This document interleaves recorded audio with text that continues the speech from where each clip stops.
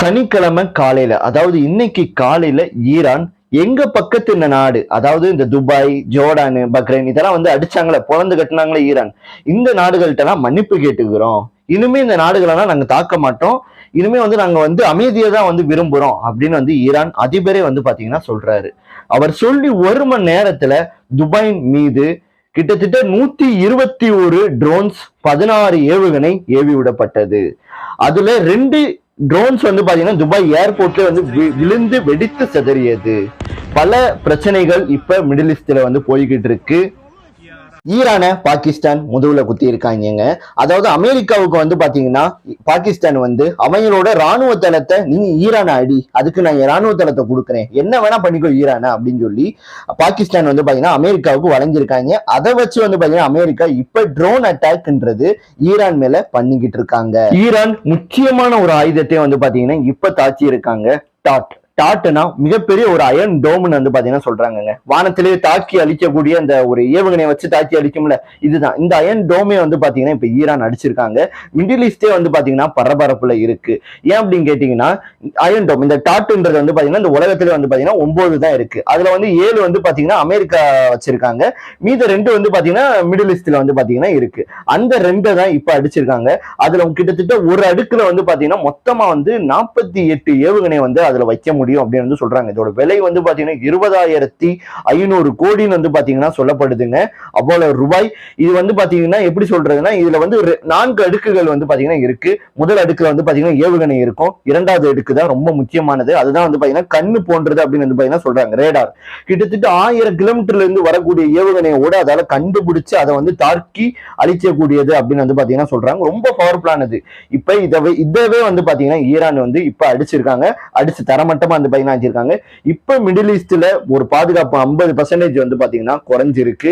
America மேலே வந்து பாத்தீங்கன்னா கேள்விக்குறியா இருக்கு. உடனே வந்து அமெரிக்கா என்ன பண்றாங்க, நடவடிக்கை போடுறாங்க. நீங்க உடனே வந்து சவுத் கொரியால ஒரு அயன் டோம் இருக்கு, அதே மாதிரியே வந்து இந்தோனேஷியால ஒரு அயன் டோம் இருக்கு, அது உடனே வந்து மிடில் ஈஸ்ட் கொண்டுட்டு வாங்கன்னு சொல்லி இப்போ ஒரு உத்தரவையுமே வந்து பாத்தீங்கன்னா போட்டிருக்காங்க. டொனால்ட் ட்ரம்ப் கமேனி மகனா வந்து நான் அதிபரை ஏத்துக்கிற முடியாது. ஈரான்ல வந்து நான் சொல்லக்கூடிய ஆளு, என் கட்டுப்பாட்டுல இருக்கக்கூடிய ஆளு தான் ஈரான்ல அதிபரை ஆகணும். நான் சொல்லக்கூடிய ஆளாதான் இருக்கணும். நான் சொடக்கு போட்டா நீங்க சொடக்கு விழுகணும். நீங்க சொல்ற ஆளானா நான் அதிபரா ஏத்துக்கிற முடியாது. அது வரைக்கும் இந்த போருன்றது நடக்கும்.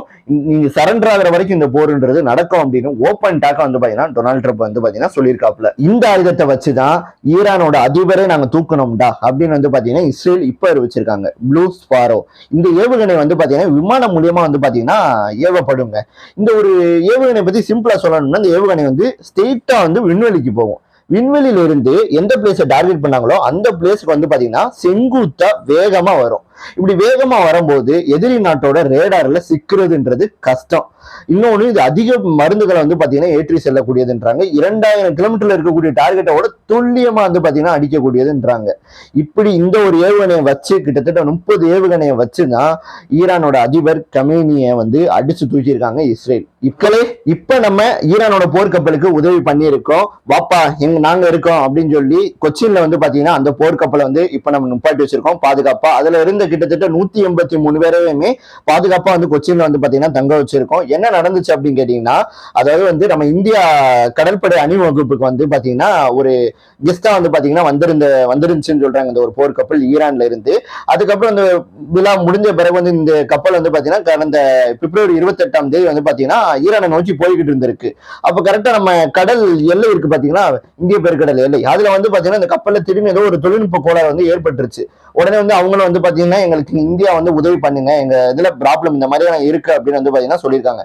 ஆக்சுவலா அன்னைக்கு தாங்க கரெக்டா இஸ்ரேலும் ஈரானும் வந்து பாத்தீங்கன்னா போர் தொடங்கின நாள். கரெக்டா அங்க போயிருந்தா கூட இந்த கப்பலுக்கு ஏதாவது ஆயிருக்கலாம்.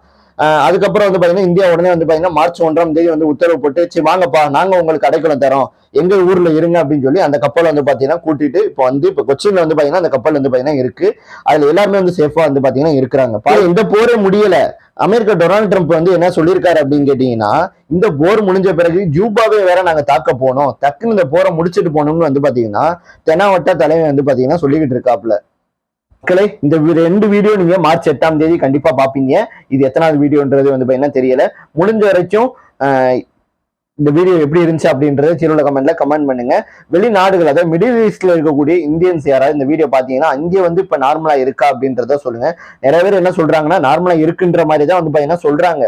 பட் அதை வந்து உங்கள்கிட்ட அப்படி காட்டுறாங்க அப்படின்னு வந்து நிறைய பேரோட வந்து சொல்லப்படுது. மற்றபடி சீரியஸா தான் வந்து போய்கிட்டு இருக்கு. அது வந்து வெளியே தெரியக்கூடாது அப்படின்றதுக்காண்டி அப்படி சொல்லிக்கிட்டு இருக்கதா சொல்றாங்க. பட் என்னன்றத நீங்க கீழே கமெண்ட்ல கமெண்ட் பண்ணுங்க. எப்படி அங்கெல்லாம் வந்து எல்லா பிரச்சனையும் சால்வ் ஆகி நல்லா இருக்கா அப்படின்றத கீழே கமெண்ட்ல கமெண்ட் பண்ணுங்க.